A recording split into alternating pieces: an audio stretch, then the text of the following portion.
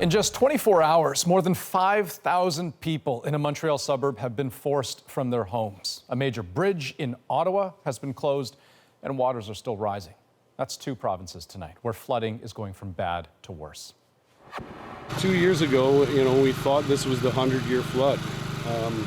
We didn't know it was going to be the 2-year flood.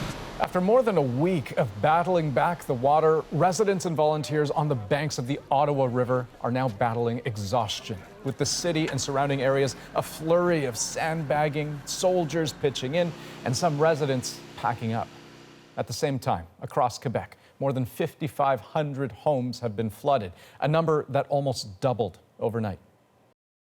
And here's why. In a suburb of Montreal, relentlessly rising water struck all at once. A natural dike breached, and as Simon Nakonechny explains, all that water started rushing into the neighborhood like lightning, and the evacuations were almost as sudden. They came back for their pets, their medication, whatever they could carry, but most just watched helplessly from dry land. I'm still under shock.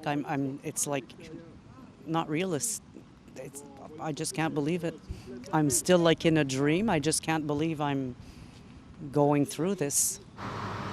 Last night, around supper time, a dike protecting thousands of homes in the Montreal suburb of Sainte-Marthe-sur-le-Lac failed. The waters of the Lake of Two Mountains came rushing in. So fast, there was no time to do anything but flee. Some people came knocking on the door, hurry up, so we went, and I got there, and as I got there, you could see it was like a tsunami. It was just, you could hear the branch and the trees just crashing. It was incredible. So far, there are no reports of injuries or missing persons, but the breach flooded around 2,500 homes, about a third of the city. Emergency crews and the army helped thousands escape. Some found shelter at an arena nearby. Most stayed with friends or family. We evacuate. They took my mom like on their shoulders, and the army, the Canadian Army, good job. Authorities say the gap can't be plugged, although some tried in vain. Instead, 2 new dikes will be built to stop the water from spreading. The premier warned residents to keep their distance. It may get worse, unfortunately, because we may have an increase in the level of the Lac des Deux Montagnes. So it may increase, let's say, for the next 2 days. What happened shows just how fragile the balance is for many areas still trying to hold back the floodwaters. Despite all the preparations, just one weak spot can lead to devastating consequences. Simon Nakonechny, CBC News, Sainte-Marthe-sur-le-Lac, Quebec. Now, further west, Ottawa is in a state of emergency tonight. The rain there has fortunately tapered off, but water levels are still rising fast. Take a look at this. Officials shut down the Chaudière Bridge linking Ottawa and Gatineau this morning as waters crept up to unprecedented levels. 1,200 people in Gatineau have already registered for disaster assistance, and they'll need all the help they can get. To date, more than 1.5 million sandbags have been filled, and communities on both sides of the Ottawa River are still asking for volunteers. That's because the water isn't expected to peak here until Tuesday or Wednesday, and it could still rise another meter in some areas.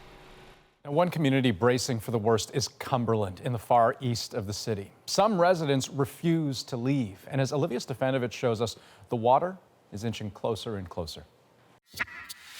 Neighbors Maggie Bourbonnais and Erica Fleming are adamant. They are staying put. It's surreal.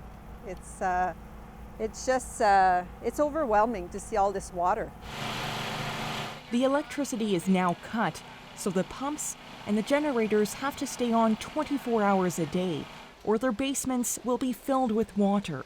And that poses another danger, carbon monoxide poisoning, forcing officials to check on them every hour. At times, it makes you tear up a bit, but you get used to it very quickly, and then you just deal with it. You're in fighting mode, and that's what happens.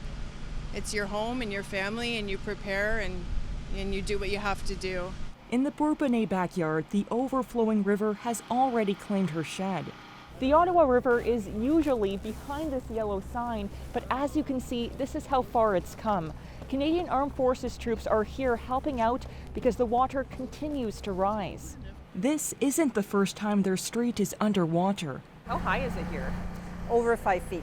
Over 5 feet. Yes. Wow. They lived through the historic floods in 2017, but this time they're prepared. Neighbors built this bridge out of docks. We've got everything we need, except dry land.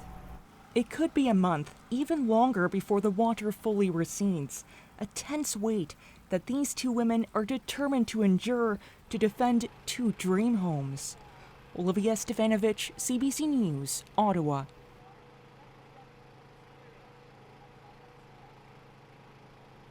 Now, further east in New Brunswick, the situation there is slowly improving. The Red Cross is starting to hand out cleanup kits to homeowners. The water is expected to start dropping along the St. John River, but it'll still be days before they fall below flood stage. Many roads are still flooded across the province. The Trans-Canada Highway still closed as well. And Rosie, tomorrow the Defence Minister is planning to tour affected areas around St. John.